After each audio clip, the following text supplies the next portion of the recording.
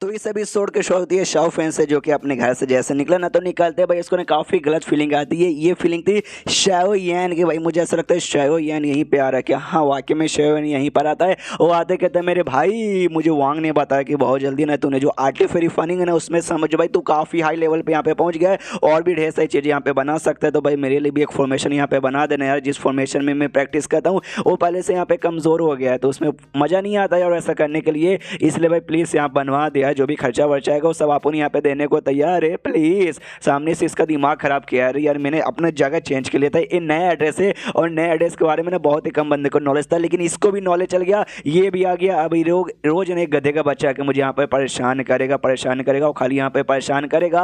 और ऊपर से ना भाई ये लौंडा कितना छक्के जैसा बर्ताव करने लगा है यार। इसके बारे में जो मैंने कहानी पढ़ी थी उससे कितना लगे, जब पहली बार मिला था ना सेम कहानी वाले बंदे जैसे यहाँ पे लगता है, लेकिन आज आज आज भाई एकदम छुई मुई लड़कियों जैसा बर्ताव कर रहा है। I hate this. ये जो पीछे से बुढ़ा है ना भाई, उस बुढ़ाओ ने पक्का भी इसको बिल्कुल भी सीरियस यहाँ पे रहने नहीं दिया, वरना सीरियस ये ज़्यादा अच्छा यहाँ पे लगता है। सामने से रिक्वेस्ट करते कि भाई एक काम कर दे भाई, ऐसे कर देना, उसमें ये डाल देना, थोड़ा सा वो डाल देना, खर्चे का टेंशन मतलब भाई जो है मैं सामने से कर दूंगा। ये कहता है भाई खर्चे की बात नहीं है भाई, वो तो मैं तुझसे लेकर आऊँगा, लेकिन मेहनत तो बहुत ज़्यादा लगता है। वो कहता है तो क्या अपने भाई के लिए इतनी भी मेहनत नहीं करेगा? जो बुढ़ा उसके पास था ना शाहरुख के पास, वो कहता है काय को भाई उससे मेहनत करवा रहा है, उसके पैसे यहाँ पे दे रहा है। सबसे पहली बात है ना, तुझे किसी भी फॉर्मेशन की यहाँ पे जरूरत नहीं है। हाँ किसी भी फॉर्मेशन की जरूरत नहीं है तेरे पास, जो है ना वो पहले से हमें बहुत ही बढ़िया है। ये बनवा के फालतू में अपना टाइम भी वेस्ट करेगा और साथ ही में अपने पैसे भी वेस्ट करेंगे। और मैं हूँ ना तेरे साथ भाई, मैं तुझे सपोर्ट करूँ ना, मेरे सपोर्ट से तू आराम से बहुत कम टाइम के अंदर इमॉर्टल बन जाएगा। तो फालतू में ये सब टाइम मतलब ये सब काम मत किया कर यार। तो सामने से एक बक्सा निकालता है शाओ यान और देता हूँ, कहता ले भाई बदले में मैं तुझे कोई स्टोन वगैरह स्पेशल स्टोन नहीं दूंगा, बल्कि एक बड़ा कमाल का आइटम है जिसके अंदर यूं नहीं यहाँ पर जो कि भाई आर्टिफैक्ट बनाने में काम आते हैं, जो मैं तुझे बदले में यहाँ पे देना चाहता हूँ। सामने से वो भी कहता है भाई तू तो भाई है, तुझे क्या जरूरत है देने की, लेकिन तू दे ही रहे तो ला बेटा ले, मैं भी मना यहाँ पे नहीं करूँगा। बाकी मटेरियल भी यहाँ पे छोड़ देना, फटाक से बना के तुझे जो फॉर्मेशन और साथ ही में फ्लाइंग स्वॉर्ड भी चाहिए था ना वो सब यहाँ पे दे दूंगा। ओके निकल जा। सामने उसको सैड हो जाता है कि हाँ भी नुकसान तो वाकई में यहाँ पे हो रहा है, लेकिन मुझे जरूरत है। बुढ़ाओ भले कुछ भी बोले, बुढ़ाओ कहता ले बेटा भाई मेरी बात यहाँ पे मत मन, तेरी तो बैंड यहाँ पे बजेगी ना, ले भाई खर्चा हो गया। सामने से भाई शायद फैन तो खुश रही है भाई, बल्ले बल्ले ये भी चीज़ यहाँ पे काफ़ी बढ़िया है।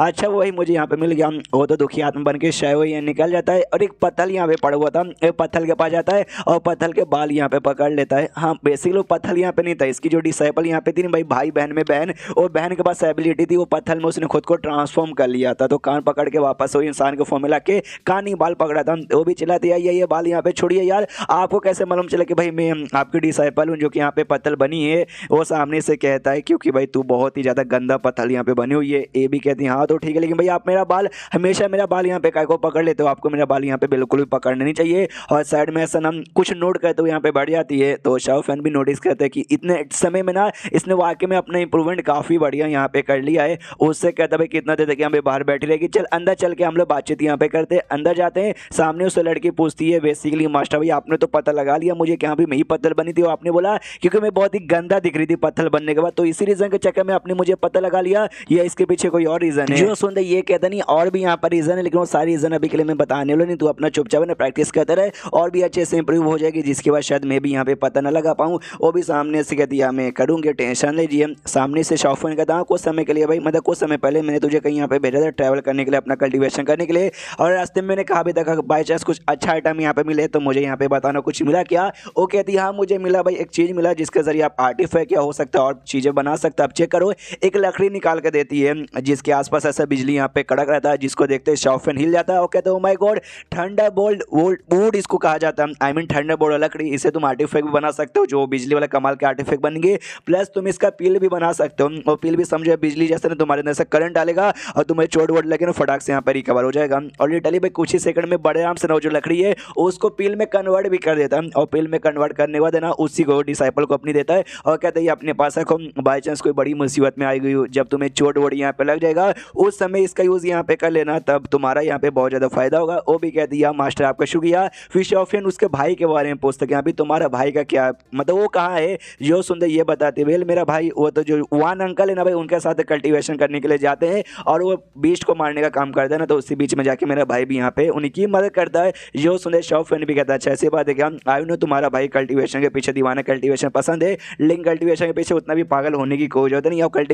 कल्टीवेशन के पीछे पागल है ना, उसी के पीछे छोड़ो, वांग के पीछे पागल होने की कोई जरूरत नहीं है, क्योंकि वांग भी कोई बहुत ही बहादुर लौंडा नहीं है। फाउंडेशन इस्टेब्लिशमेंट के स्टेज के सेकंड लेवल पे बस आता, दो चार छोटे मोटे बिस्टे को मार सकता है, बड़ा बिस्ट आएगा उसी की बैंड बजेगी, उसकी बैंड बजेगी तो तुम्हारी भाई की भी बैंड बजेगी, वो भी इमेजिन करती। हाँ ये बात तो आपने ठीक बोला। उतने में जो भाई है ना वापस आ जाता, अब आते कहता मास्टर कैसे हो, देखो मैं वापस आ गया। ये कहता मैं तो यहाँ पे बढ़िया हूँ, और वांग को ऐसा थोड़ा सा छेड़ता है, ये कहते देखो देखो वांग आए हैं, फाउंडेशन इस्टेब्लिशमेंट स्टेज वाले बंदे आए हैं, जो ऑफकोर्स भाई मुझसे पावरफुल यानी हमारे सीनियर जी आए हैं ये जूनियर से मिलने के लिए। जो सुनते वो भी कहता चलना शाफिन क्या मजाक कर रहा भाई, ऐसा ऐसा मजाक मत करिए, जल के खाक हो जाती है। फिर उतने में वांग ने एक बक्सा निकालता और बक्सा निकाल के उसको देता और कहता भाई जब मैं गया था ना बिस्टो को मारने तो मुझे खदान मिली थी, उस खदान में ना बड़ा कमाल करा, मुझे बहुत सकता है क्रिस्टल यहाँ पे दिखा था और स्पेशली मैं तुझे देने के लिए देने के लिए यहाँ पे लाए वो ये रख।